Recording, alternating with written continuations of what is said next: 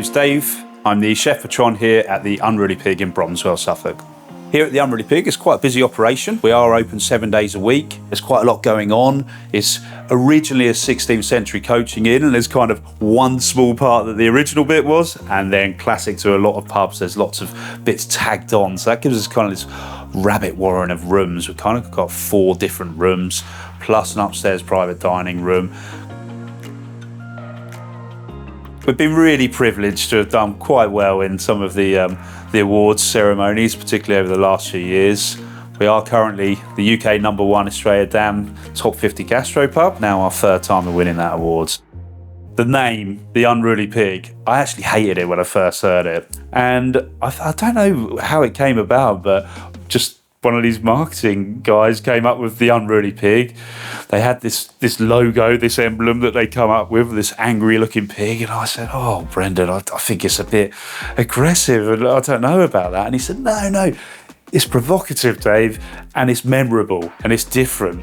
He said there's blind pigs, black pigs, every type of pig you want up and down the country. You're never going to get another Unruly Pig. And he said it's something that people will be able to connect with. And he was so right. Our ethos on food here at the Unruly Pig is we've coined this Britalian term. It is British food. It's got an Italian lean on the style of some of the dishes, and certainly an Italian lean on the influence in how we think about food. Flavour first, seasonality first, and not to over tamper with those ingredients. Because a lot of my background is in classical French cookery, means relatively sort of crossover, bastardised techniques somewhat, because they're not how the Italians would do it, but it's just our way of giving a slightly more modern approach. First dish that we've got here today is our Scallop Crudo. This is my favourite way to eat scallops. So we have our scallops here.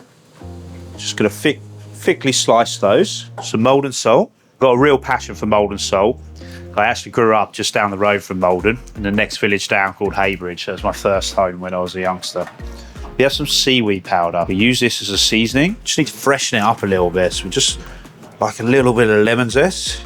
We serve this one really simply. We've got gentleman's relish, or our take on it, anchovy and garlic kind of emulsion, laced with a little bit of nduja, which is a anchovy and nduja, and then just the fresh brininess of the scallop.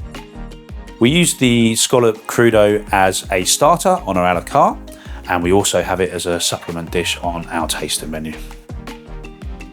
Working with Karl has been a real pleasure, quite a journey. Both of us are relatively green around the edges when we started working together. We both think very similarly in terms of how we like to cook. There's lots of an old school approach, flavour first, ingredients first. It's very rare that one of us will come up with a dish that the other doesn't like. When we do come up with the dishes, we might discuss the idea first, or we might just cook it up for one another, but we're both always involved with then the process.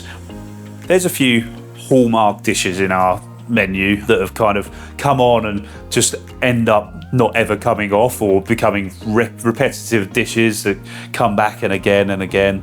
The #1 top of the list there is our arancini. Nduja and taleggio, pretty classic. We just make a lovely nduja risotto base, and we stuff each one with a little cube of taleggio in the middle, just that lovely gooey cheese. We top it with loads of aged parmesan. It's just, people love them. We've had that on probably around 8.5, maybe 9 years, so nearly the whole history of the Unruly Pig, and it has never once not been on the menu. Certainly from a dessert point of view, tend to pretty regularly have a panna cotta on. It's a classic Italian dessert.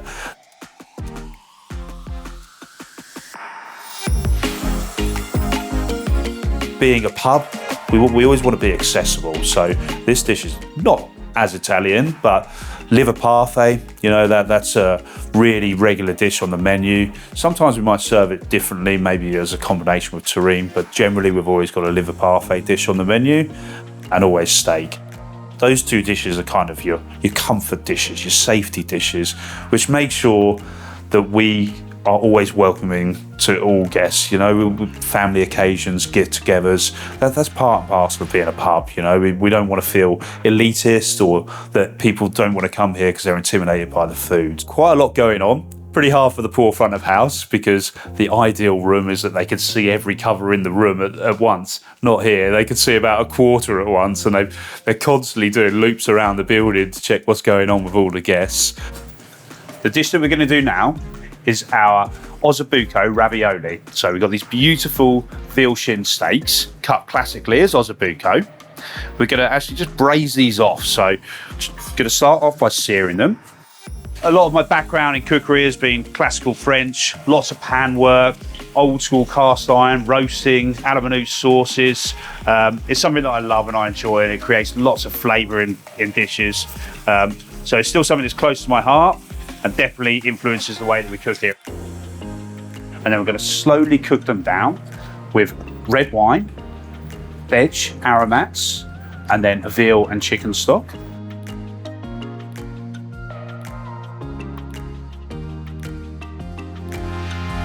We're going to cook those down for around 2 or 3 hours. Here we are down in the prep kitchen. Just moved our braised veal shin down here. Just busy service going on upstairs. So we've been cooking away nice and slowly there. Nice and gentle on the braise. We're going to take this out. We're going to shred all the meat down. We're going to reduce this sauce down, then put the sauce back over the veal shin. When our lovely veal braise is completely cooled down, what we then do is just mix a tiny little bit of chicken mousse, quite a low ratio, just through that braise. That just helps us set it up so that we can ball it nicely. We always make our pasta fresh for the day. We weigh every single one of these down to the gram. They're all 30 grams each. Then a good bit of pressure. Get our nice ravioli. Once the sweetbread's in the pan, we don't want to mess with that too much. Keep basting it over and over. That's going to allow it to really develop a deep crust. As that's nearly cooked, we're going to start our ravioli cooking. These take around 3 or 4 minutes. A little bit of that sauce.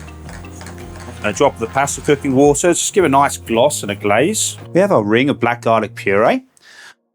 Our butter roasted veal sweetbread. Ossobuco ravioli. Got some wild garlic gremolata. Quite a wet version, this is how we make it. So it just brings a nice punch of the garlic and also just a freshness. Just got a little bit of lemon zest, quite a rich dish. And then finally, just to finish off, we've got our bone marrow sauce. So again, just kind of a take on a classic bordelaise. So here we have our butter roasted veal sweetbread served with Ossobuco ravioli and a bone marrow sauce. Every cover counts. It really made us increase our consistency because we just really bought into the concept of assuming that any single cover out there, A, could be a critic, B, could be somebody else that's in the top 50 that's come to see us, or C, because we've now got a bit of national profile, they might have travelled 50 miles or 75 miles to come and eat with us. We owe it to that guest to make sure we live up to them making that journey, especially to come and stay in Suffolk. Some of them are really coming because they want to eat here and they make a weekend of it. And whilst it creates more pressure, it's something that I really think has helped us and helped us continue to strive to improve.